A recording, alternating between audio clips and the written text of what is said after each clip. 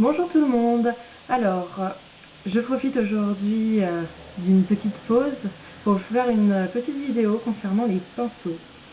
Alors tout d'abord, c'est quand même ce que l'on utilise le plus pour se maquiller, et je trouvais que c'était intéressant de faire un petit récapitulatif sur comment c'est fait, pourquoi est-ce qu'il faut faire attention quand on lave, quand on fait sécher, et je voulais surtout vous montrer mon super petit achat pour les faire sécher plus facilement, que je trouve assez sympa et que vous pouvez vous procurer pour vraiment pas cher. Donc, en ce qui concerne votre pinceau, donc là j'ai pris un pinceau MAC pour vous faire la démonstration. Votre pinceau, il est fait donc d'une partie en bois, et la partie la plus importante sont bien entendu les poils, parce que selon comment ils sont disposés, selon la forme, selon la densité, selon la matière du poil, il va avoir des usages tout à fait différents, notre pinceau. Alors, tout d'abord, le poil, tout le poil, ça constitue le corps. Et donc ici, par ici, on a la racine, jusqu'au bout, c'est la fleur du poil. Ce qu'il faut savoir, c'est que les pinceaux de bonne qualité, en fait, sont constitués d'une seule botte de poils, et les poils sont tous à la même longueur. Et en fait, les poils ne sont pas coupés, mais ils sont mis dans une machine pour qu'en fait, ils puissent glisser, et après la forme est ajustée par rapport à des moules. Donc il va y avoir des moules particuliers selon qu'on ait un pinceau qui est carré au bout ou bien s'il est rond. Donc voilà. Alors le truc, c'est que votre pinceau, il faut bien entendu l'entretenir. Alors moi à titre personnel, ce que je fais, c'est que j'utilise du savon. Alors, les avis divergent concernant le savon. Il y a beaucoup de gens qui disent le savon c'est tout à fait suffisant. Il y en a d'autres qui disent oui, mais dans les produits spéciaux pour entretien des pinceaux, il y a des choses pour désinfecter. Alors moi, à titre personnel, mes pinceaux ont à peu près 1 an. Je les lave uniquement au savon. Je rajoute parfois un tout petit peu de cette espèce d'eau désinfectante pour les enfants, pour les mains, et j'ai jamais eu aucun problème au niveau des yeux ni rien.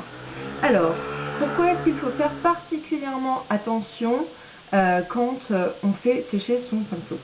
C'est tout simplement parce que, comme vous avez pu le voir, cette partie-là, elle est en bois.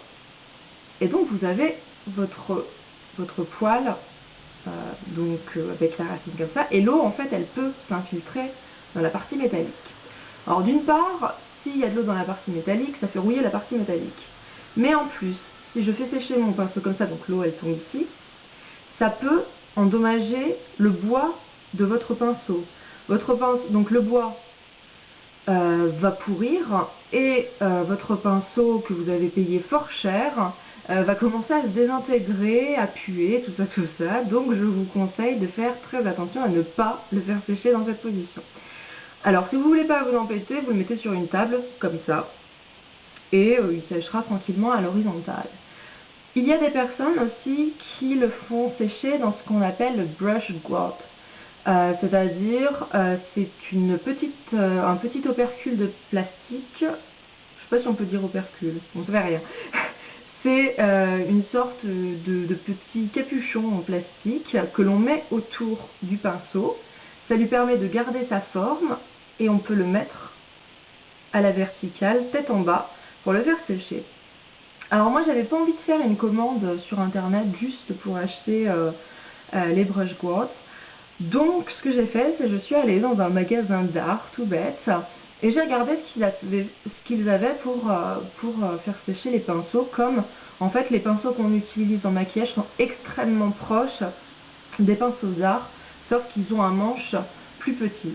Et j'ai trouvé ceci. Alors je vous montre, j'espère qu'on voit bien. Alors ça m'a coûté 4 €, donc je pense que c'est pas non plus la fin du monde. C'est plutôt pratique. Alors je vais vous montrer. Il suffit de prendre le pinceau en question et clac, de le poser comme ça.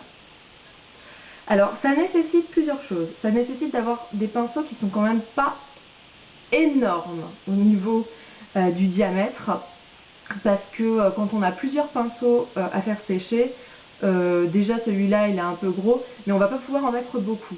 Alors sur ce genre de support, j'ai pu mettre environ 6 ou 7 pinceaux de petit diamètre.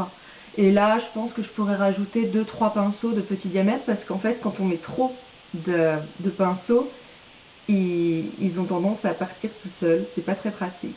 Mais comme vous pouvez remarquer, l'intérêt, c'est que si de l'eau tombe, elle tombe dans un petit récipient approprié. Et là, les pinceaux sont peut-être en bas, tranquillement. À titre personnel, quand je me maquille, je n'utilise pas 25 pinceaux, donc ça me suffit amplement pour faire sécher mes pinceaux. Vous pouvez trouver ce genre de petit ustensile dans absolument, je pense, tous les magasins d'art. Si c'est pas vraiment celui-là, ce sera quelque chose du genre. Mais n'hésitez pas à les fouiller, comme je vous dis, ça je l'ai payé 4 €. Bon, ça, voilà, j'ai encore des sous pour vivre, il n'y a pas de problème. Voilà, en espérant que cette toute petite vidéo vous a servi. Et puis je vous souhaite une bonne journée.